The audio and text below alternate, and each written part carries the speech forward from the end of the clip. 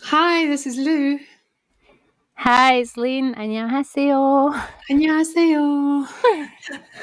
Okay, so this one is we're going to take a little dive into the DPR collective, which is a bunch of musicians that run their own label called DPR. There are various soloists within that label. One is DPR IAN, who we're going to look at today.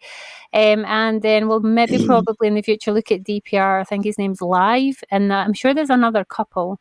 So DPR are a bunch of musician friends who, after their contracts ran out or whatever, decided to become a collective of musicians running their own company and creating their own music, helping each other out.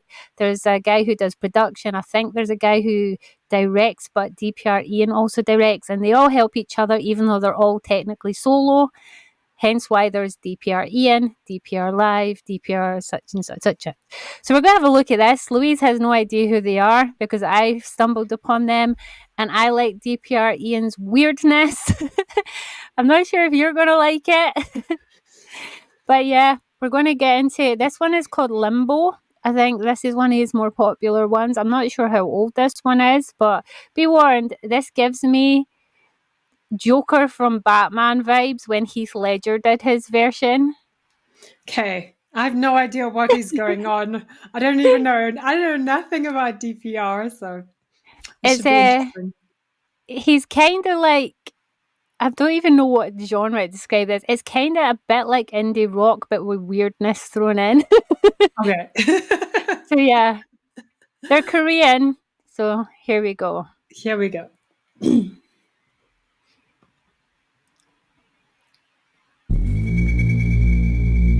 Yeah, Joker for sure.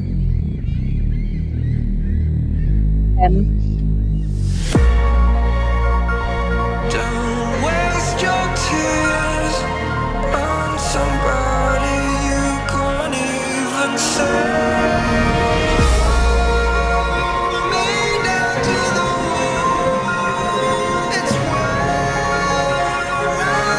I should add the other reason that we're watching this. It's not just the music that, like, I like their music. The cinema worthy MVs, I think you'll really appreciate as a story writer. That's Oh, more the reason that I like this. this type of this Yeah. DPR. Yeah. I I think that like from what I've seen so far, it's phenomenal. It Yeah. does definitely have that Batman energy to it Yeah. for sure. He is So one of the ones Gotham that City. helps direct and come up with concepts, so his ones are always seemingly more epic than everyone else's.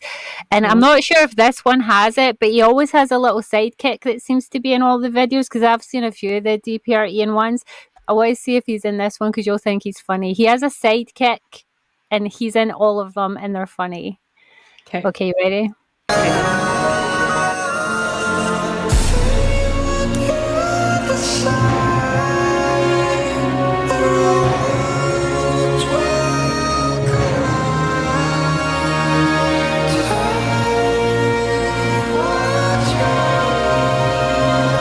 Just leave me in two pieces. I left my heart Ooh. down in the basement, where all the ravens take their turns, picking at what's left of. I took you out of my existence, only to crawl back into your arms, knowing how much it will take away. Ooh.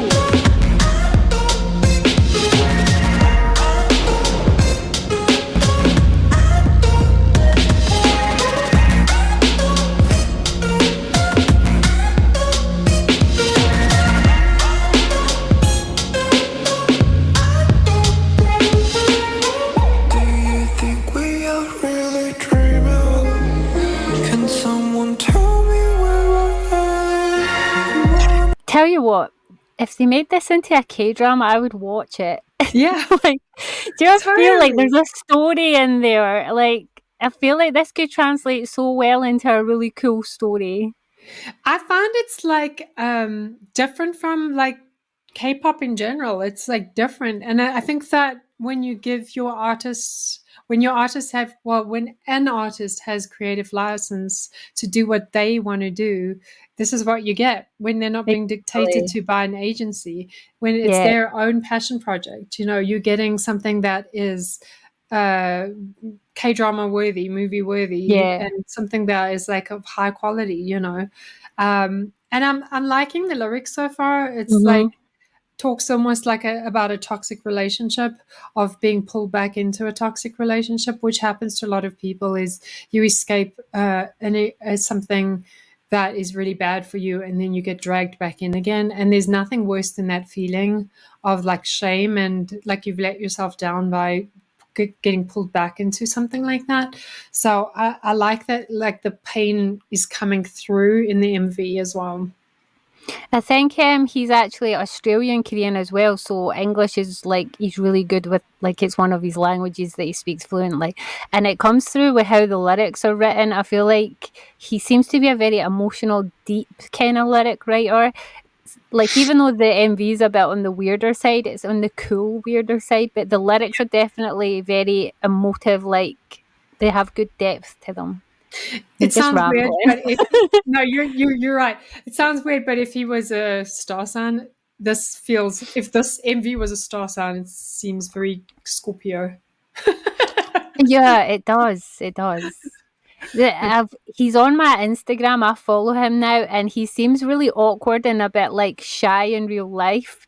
Like, he definitely seems to have one of those really artistic, creative personalities. You know, those people that they put their all into their product and their Yeah. art, but then outside of that, they're really shy and like introverted. That's how he seems to come across.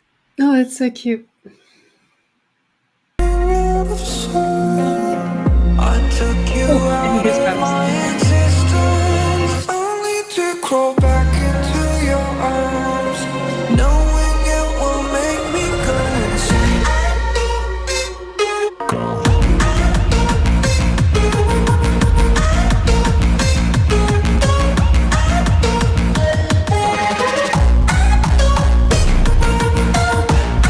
Is it just me, or is this turning into a dance techno song? Yeah, I thought I was like, It's kind of there's a jumping through the change there. genres. There's a change there. Definitely not like a traditionally written song. It's Yeah, it definitely started changes and off stuff like. kind of eerie, and now we're in Yeah, dance just techno. dance techno for sure.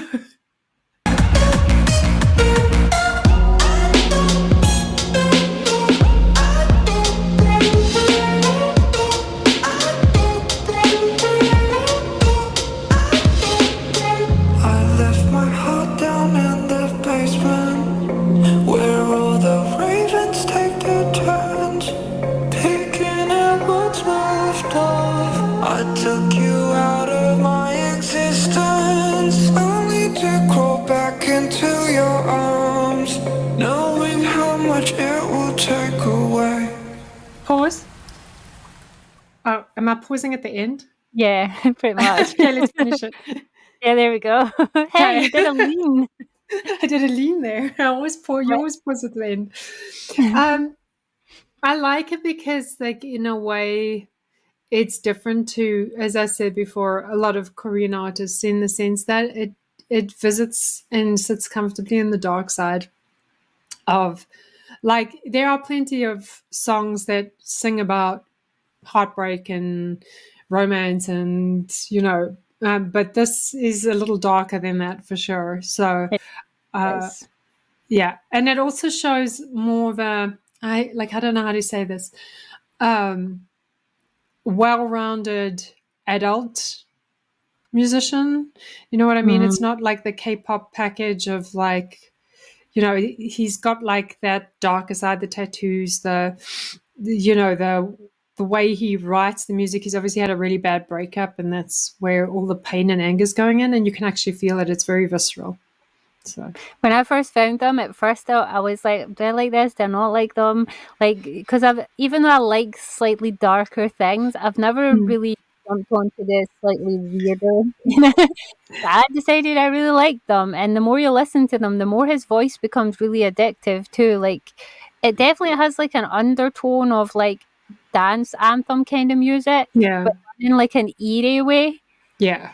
I noticed some of his other videos too, he kind of focuses a lot on mental health. There's one, I don't know which one it is, that at the very start shows him having like the after effects of a panic attack, and he's shaking and he's smoking a cigarette, and it's so raw. So I'll need to find that one for you to watch, actually.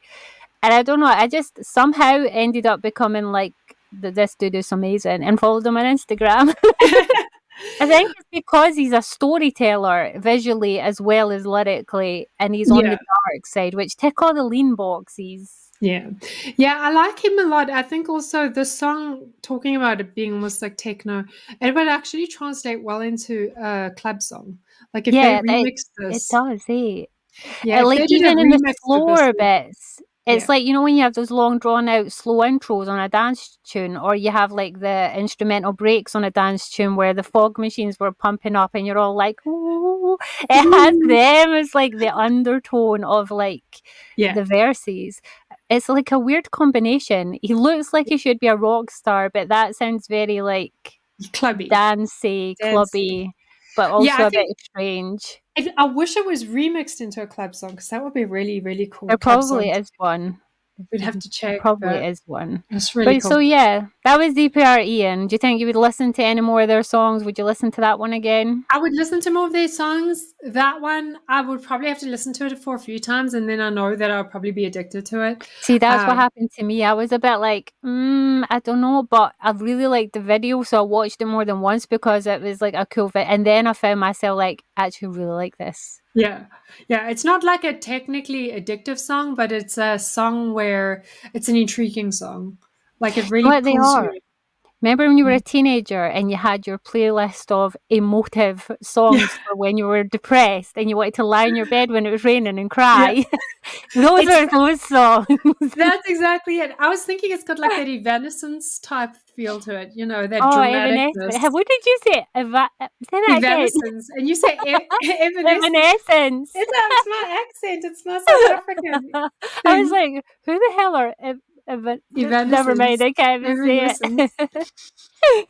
Oh yeah. So yeah, you're definitely going to listen to that one again and see if you listen to it 3 or 4 times and then tell me if it's stuck on you the way it's stuck on me.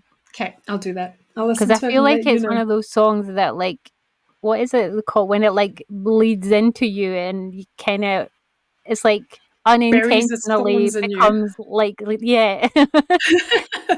A few songs have done that now because I put them on a playlist and I was just kind of skipping through them, and a few of them I was kind of but then because they're on the playlist and I've heard them unintentionally repeated, I've started being like, oh, I really like that song.